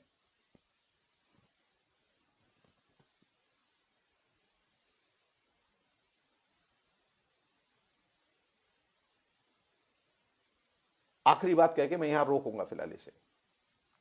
इसमें और भी बातें हैं जो बाद में हम किसी समय कहेंगे। नरेंद्र मोदी की जो लोग भाषा बोलते हैं और लिखते हैं उनको हम लोग, मतलब नरेंद्र मोदी के लोग चरित्रवान मानते हैं, अच्छे चरित्र का मानते हैं। और जो लोग नरेंद्र मोदी की भाषा नहीं बोलते उसे वो चरित्रहीन मानते हैं, गलत मानते हैं, देशद्रोही मानते हैं। उनके खिलाफ में वो केस करते हैं। तो अगर आपको चरित्र का सर्टिफिकेट चाहिए तो आप नरेंद्र मोदी की भाषा बोलिए, और आपको चरित्र का सर्टिफिकेट नहीं चाहिए तो आप किसानों की भाषा बोलिए। अब आप सोचिए, जिसने भाषाओं के वैविध्य को नष्ट किया, जिसने संस्कृतियों के वैविध्य को अस्वीकार किया, जिसने एक ही भाषा में, एक ही मुहावरे में, एक ही टेक्स्ट में पूरे देश को कम्युनिकेट करने के लिए भय के वातावरण के जरिए तैयार किया, उसे हम चरित्रवान कहेंगे? उसे क्या अच्छे चरित्रवान व्यक्ति का या नेता का हम प्रमाण पत्र देंगे? मैं तो नहीं दे सकता, मैं तो नहीं दे सकता। एक अच्छे चरित्रवान नेता का लक्षण यह है कि वह भाषाई वैविध्य को माने, सांस्कृतिक वैविध्य को माने। मानने का मतलब कागज पे नहीं, वो भाषण में नहीं, प्रैक्टिस में। सांस्कृतिक वैविध्य को मानने का मतलब है संस्कृतियों के सह अस्तित्व को मानना। इसके लिए आतंक की जरूरत नहीं और भय की जरूरत नहीं है। अब आप कर क्या रहे हैं? आप वो सांस्कृतिक वैविध्य और सांस्कृतिक जो विभिन्न बहुलता है इसे आप एक्सेप्ट नहीं कर रहे। लगातार कैंपेन हो रहा है, एक ही कैंपेन हो रहा है। इस देश में रहने वाले लोग कौन है? भारत में जो लोग रहते हैं वे कौन है? सब हिंदू हैं। लैंग्वेज कौन सी लिखी जाएगी? राजनीतिक डिस्कोर्स किस भाषा में होगा? सिर्फ एक ही भाषा में होगा, वह है 5वीं बटालियन की भाषा, गेस्टापो की भाषा में, जिसे हम लोग साइबर सेल कहते हैं। और अगर हम ये भविष्य बनाएंगे लैंग्वेज का, लैंग्वेज के डिस्कोर्स का, तो इसमें सबसे अधिक नुकसान किसका है?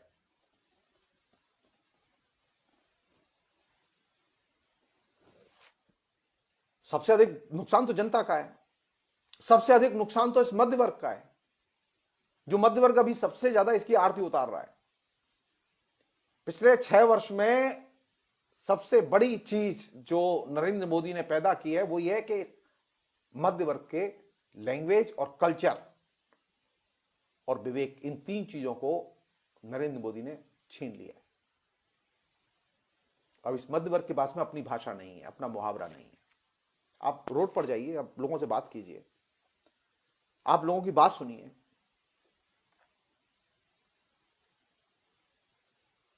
जैसे कि मैंने शुरू में जिक्र किया, मतलब 6 जनवरी को घटना हुई अमेरिका में, लेकिन आज सारा हिंदुस्तान इस बात से कन्विंस कर दिया गया है कि 6 जनवरी की घटना अमेरिका में करने वाले लोग, सीनेट पर हमला करने वाले लोग, और ये जो किसान आंदोलन कर रहे हैं ये लोग एक है।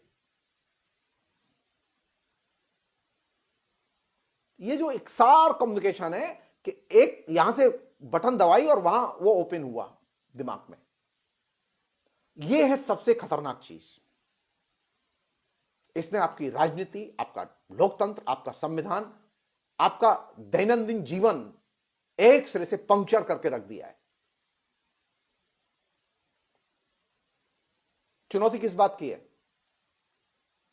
चुनौती इस बात की है कि हर स्तर पर हर वर्ग के जन आंदोलन पैदा किए जाएं।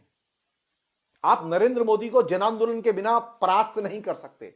नरेंद्र मोदी की इकसार भाषा को जन आंदोलन के बिना परास्त नहीं कर सकते। आप इसे प्रचार में हरा नहीं सकते। और दूसरी चीज, आशावाद, नरेंद्र मोदी हार सकता है। हम ये दिमाग से निकाल दें कि नरेंद्र मोदी अब हार नहीं सकता। नरेंद्र मोदी हार सकता है, यह आशावाद का रहना बेहद जरूरी है, क्योंकि नरेंद्र मोदी ने यह चीज हिटलर से सीखी है। यह हमारे लोगों के जहन में उतार दी गई है कि नरेंद्र मोदी का कोई विकल्प नहीं है। नरेंद्र मोदी अपराजय है, वो जब तक रहेगा, वो जिंदा रहेगा, तब तक वो जीतता रहेगा। यह गलत धारणा है। हिटलर हारा था, हारा ही नहीं, उसने आत्महत्या की।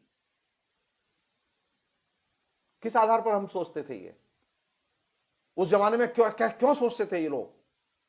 आशा के आधार पर कि नहीं, हिटलर भी हार सकता है, हिटलर भी पराजित हो सकता है। वह हिटलर जिसने कि लगातार देश दर देश विजय हासिल की थी, वह हिटलर जब पराजित होना शुरू किया तो सिर्फ आत्महत्या करके मरा और उसके घर में घुस के लोगों ने हमले किए। जरूरत किस बात की है? आशावाद का संचार करने की जरूरत है, निराशा से लोगों को निकालने की जरूरत है। क्योंकि नरेंद्र मोदी ने जो लैंग्वेज पैदा की है वह निराशा के प्रवेश को निर्मित करती है, भय के प्रवेश को निर्मित करती है, आतंक के प्रवेश को निर्मित करती है। और इसका एकमात्र प्रत्युत्तर है जन आंदोलन। क्योंकि जन आंदोलन जो लोग करते हैं, चाहे वो 10 लोग हों, चाहे वो 100 लोग हों, चाहे वो पंजाब के किसान हों, चाहे वो जाट हों, चाहे वो गुर्जर हों, चाहे वो जो लोग हों, जो लोग जन आंदोलन करते हैं वे बुनियादी तौर पर आशा का संचार करते हैं। हम लोगों ने समझ क्या रखा है, अरे किसानों की तो अरे किसानों की मांग मानी जाए या ना मानी जाए, लेकिन किसानों ने एक चीज पैदा कर दी है।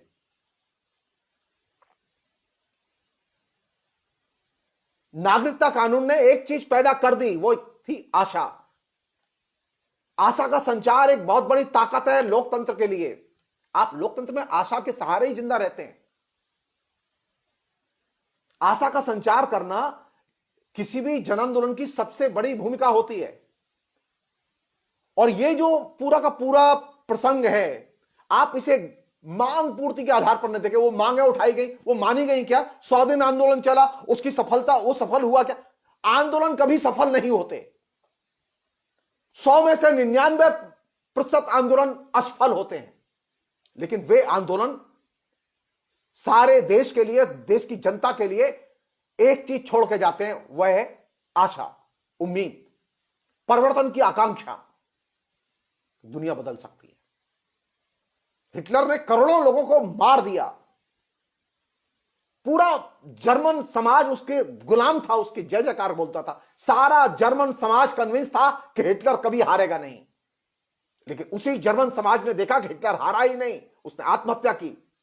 और आज जर्मनी में हिटलर का कोई नाम लेवा नहीं है। तो अगर आपको गेस्टापो की भाषा से बचना है और गेस्टापो की भाषा को चुनौती देनी है, जिसे स्पेन के फ्रैंको ने 5वीं बटालियन की भाषा के तौर पर रखा था, तो आपको यह सुनिश्चित करना होगा कि आप जो भी लिखें आशा का संचार करने वाला लिखें, और उन लोगों के साथ खड़े हो जो आशा का संचार करते हैं।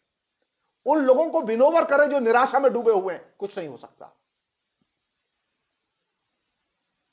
ये जो गैप मध्य वर्ग के बीच में और किसानों के बीच में दिखाई दे रहा है, ये गैप साधारण गैप नहीं है, ये लैंग्वेज का गैप है। जो मध्य वर्ग का हिस्सा जो आज जय हो मोदी कर रहा है, ये वह वर्ग है जो कि गेस्टापो की भाषा का गुलाम है। उसे किसान के मुहावरे, किसान की आदत, किसान के संस्कार, किसान की भाषा नहीं आती। वो नहीं समझ सकता उसे। उसे समझाने की जरूरत है, उसे विनोवर करने की जरूरत है। और विनोवर सिर्फ एक ही ग्राउंड पर होगी कि चीजें बदल सकती हैं, दुनिया बदल सकती है। अगर दुनिया नहीं बदल सकती तो ये इतने परिवर्तन हुए कैसे समाज में?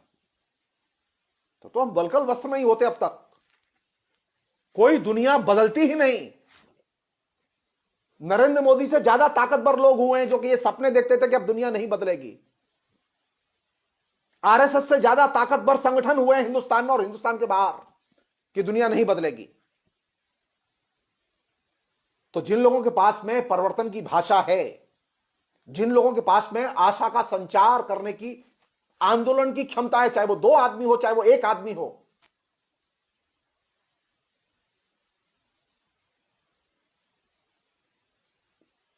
जिसके पास में परिवर्तन की भाषा है, वह समाज को प्रभावित करेगा और बदलेगा। अब ये दिमाग से निकालते हैं। नरेंद्र मोदी, तात्कालिक तौर पर नरेंद्र मोदी की भाषा प्रभावित कर सकती है, वह नवनिर्माण नहीं कर सकती। वो देश का वोट ले सकते हैं, वो पूरी की पूरी विधानसभा जीत सकते हैं। 200 सीट नहीं बंगाल में, वो सारी सीट जीत सकते हैं, लेकिन बंगाल का विकास नहीं कर सकते। वो देश का विकास नहीं कर पाए 6 साल में, देश को पीछे ले गए, वो अब बंगाल का विकास कर लेंगे। नरेंद्र मोदी तात्कालिक लाभ तो उठा सकते हैं अपनी भाषा के जरिए, लेकिन वो आर्थिक विकास नहीं कर सकते। आर्थिक विकास करने वाली शक्ति है मजदूर और किसान। मजदूर और किसानों के अधिकारों की रक्षा करते हुए भी ही आप देश का विकास कर सकते हैं। आप किसी और तरीके से देश का विकास नहीं कर सकते। लेकिन नरेंद्र मोदी को तो मजदूर और किसान पसंद नहीं है। वो तो मजदूर और किसानों के अधिकारों पर, कानूनों पर, उनके उपलब्ध जो अब तक के अधिकार थे उन पर हमले कर रहे हैं। तो मजदूरों के सारे अधिकार छीन के, सारे कानूनों में परिवर्तन करके, जो कि इधर किए गए हैं कोरोना के बहाने, देश का विकास होगा? देश का विकास नहीं होगा। मजदूरों को अधिकारहीन बना के देश कभी विकसित नहीं होता। आज जो अमेरिका इतना ताकतवर दिखाई देता है इसलिए कि अमेरिका में मजदूरों के पास में कुछ सुनिश्चित अधिकार हैं। नरेंद्र मोदी को और नरेंद्र मोदी के अनुयायियों को यह चीज समझनी होगी कि मजदूरों के अधिकार छीन के, किसानों के अधिकार छीन के आप देश का विकास नहीं कर सकते। आप वोट तो जीत सकते हैं, आप जमीन छीन सकते हैं, आप कारखाने छीन के उनका विनिवेश करके आप उन्हें बेच सकते हैं, लेकिन देश का विकास नहीं कर सकते। नरेंद्र मोदी ने पिछले 6 साल में तमाम कंपनियों का विनिवेश किया, तमाम कंपनियां बेच दी, वो खड़ी हो गई पैर पर। एक कंपनी खड़ी नहीं हुई। कंपनी खड़ी किस बेस पर होती है? कंपनी खड़ी होती है इस आधार पर कि वहां मजदूरों की कितनी इज्जत है। देश खड़ा होता है इस आधार पर कि वहां श्रम की संस्कृति और श्रमिक वर्ग की कितनी इज्जत है। श्रमिक से नफरत करेंगे, किसान से नफरत करेंगे, देश का विकास करेंगे। देश का विकास मंत्रियों के और सांसदों के गाड़ियों के आधार पर और उनकी चमक दमक के आधार पर नहीं होता। ये दिमाग से निकाल दें हम लोग। मजदूरों के अधिकारों पर हमले किए थे हिटलर ने, मजदूरों को गुलाम बना के रख दिया था। जर्मनी तहस नहस हो गया पूरा का पूरा। भारत में यह सिलसिला शुरू हुआ है, मजदूरों के अधिकार छीन लिए गए हैं। 1 अप्रैल से हड़ताल का अधिकार नहीं होगा आपके पास।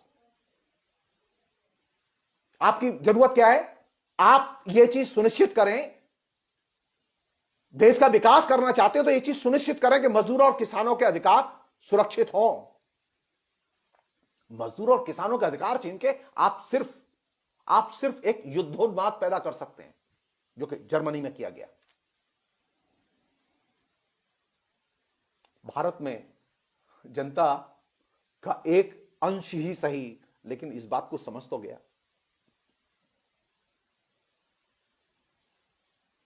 चाहे वो सिख हो, चाहे वो पंजाबी हो, चाहे वो जाट हो, वो किसी भी जाति के हों, वो समझ तो गए कि हमें प्रतिवाद करना चाहिए।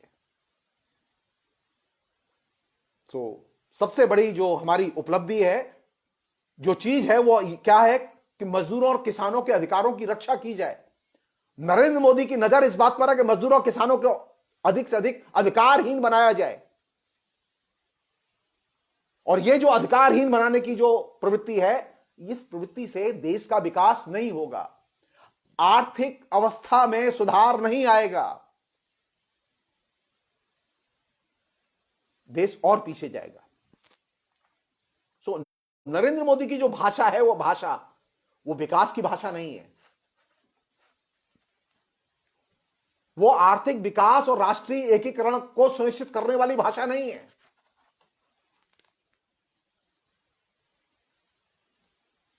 वह यंत्रणा की भाषा है, वो विभाजन की भाषा है। और यंत्रणा और विभाजन की भाषा के आधार पर सिर्फ आप 6 साल से एंटी लेफ्ट कैंपेन करते रहे हैं।